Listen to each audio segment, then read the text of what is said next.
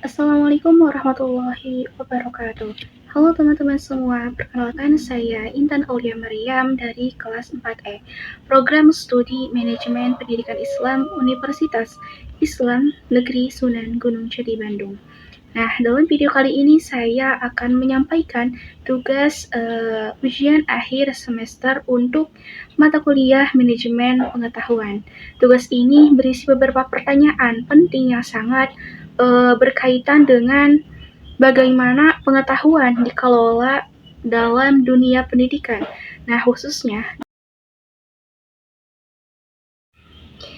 di era sekarang ini, kemampuan untuk mengelola dan membagikan pengetahuan menjadi sangat penting karena ilmu bukan hanya untuk diketahui, tapi juga harus diamalkan dan diwariskan. Nah, maka dari itu, yuk kita bahas dan pelajari bersama-sama. Semoga penjelasan yang saya sampaikan bisa memberikan pemahaman yang bermanfaat bagi kita semua. Untuk pertanyaan yang pertama itu berkaitan dengan pengertian manajemen pengetahuan dan urgensinya dalam pendidikan Islam. Nah, manajemen pengetahuan adalah proses sistematis dalam menciptakan, menyimpan, membagikan, dan memanfaatkan pengetahuan agar dapat meningkatkan kualitas organisasi atau lembaga. Nah, pengetahuan yang dikelola bisa berupa pengetahuan dalam kepala seseorang, yaitu yang disebut tacit knowledge, maupun pengetahuan yang sudah tertulis atau terdokumentasi atau yang disebut dengan explicit knowledge.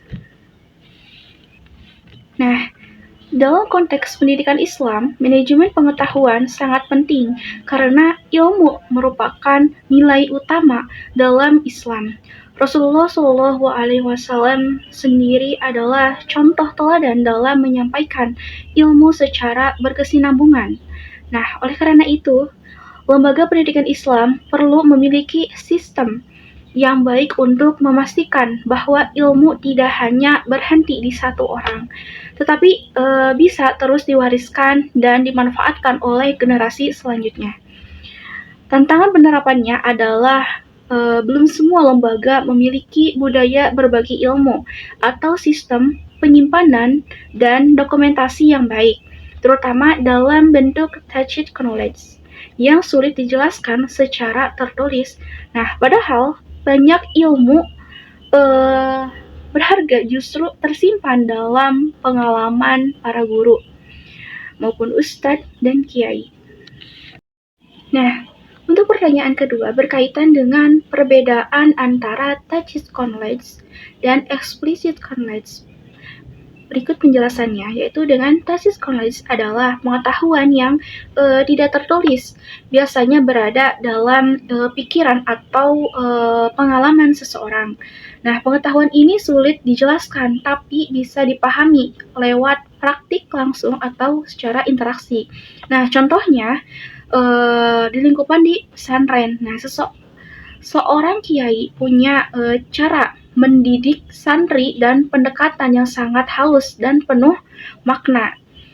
Namun tidak pernah dituliskan. Nah, cara ini hanya bisa dipelajari dengan mengamati langsung atau melalui kedekatan emosional.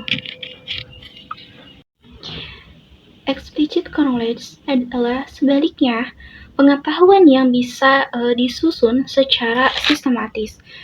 Nah, didokumentasikan dan dibagikan ke orang lain dengan mudah. Nah, contohnya adalah buku fikih, pedoman pengelolaan masjid, atau kurikulum pelajaran Islam di madrasah. Nah, semua ini bisa dibaca, dipelajari secara formal, dan diajarkan kembali. Nah, dengan memahami perbedaan ini, lembaga keislaman seperti pesantren atau masjid bisa mulai mengelola keduanya dengan seimbang. Itu tidak hanya menyimpan buku, tapi juga menjaga tradisi lisan dan praktiknya.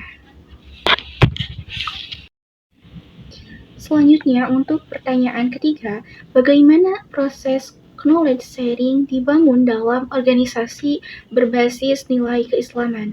Nah, knowledge sharing atau berbagi pengetahuan dalam organisasi Islam seharusnya dibangun berdasarkan nilai-nilai utama dalam Islam. Nah, seperti ukhuwah Islamiyah atau persaudaraan. Nah, kepercayaan atau amanah dan tolong-menolong atau yang disebut dengan ta'awun. Nah, prosesnya bisa dimulai dari kebiasaan saling berbagi ilmu dalam forum-forum informal seperti halakoh, diskusi guru, atau majelis taklim. Nah, selain itu, adanya pertemuan rutin, pelatihan bersama, dan budaya mentoring juga sangat mendukung. Nah, kepercayaan adalah kunci utama jika orang merasa aman, dihargai, dan tidak dihakimi saat menyampaikan pendapat atau ilmunya. Nah, maka proses berbagi akan terjadi dengan sendirinya. Nah, selain itu, budaya adab dalam Islam seperti mendengarkan dengan baik dan menghormati pendapat orang lain juga sangat menunjang.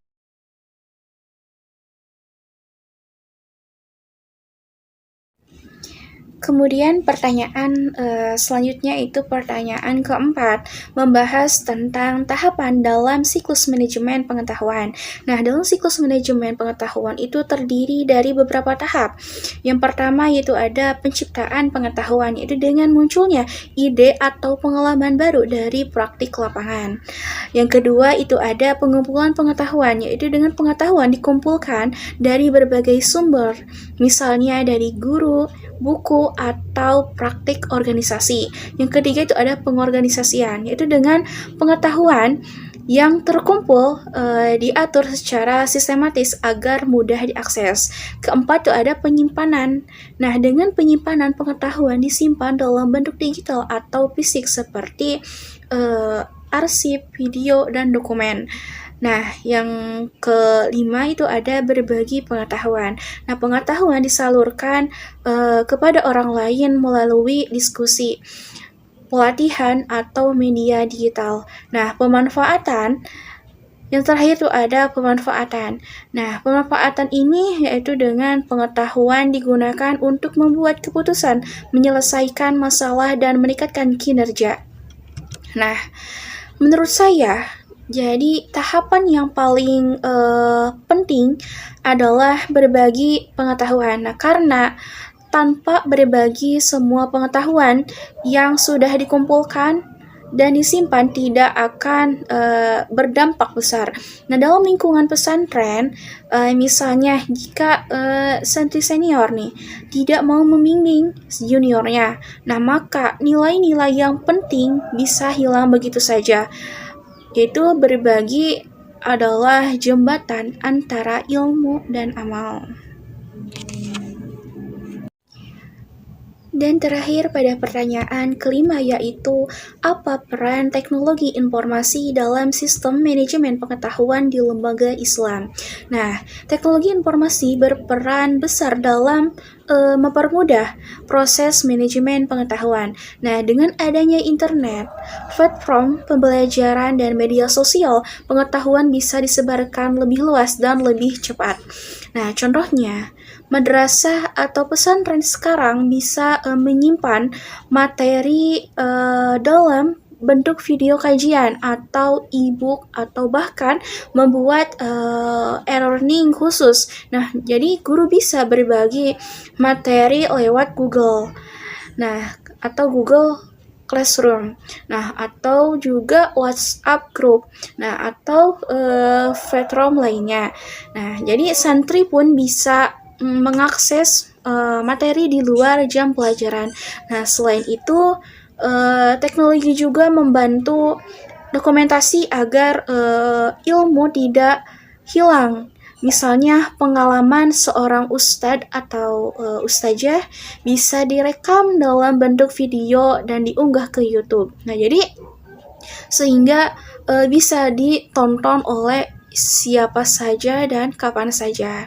Nah, dengan dukungan teknologi, sistem manajemen pengetahuan bisa lebih efektif, efisien, dan berkelanjutan. Itu terutama untuk lembaga Islam yang ingin tetap relevan di era digitalnya.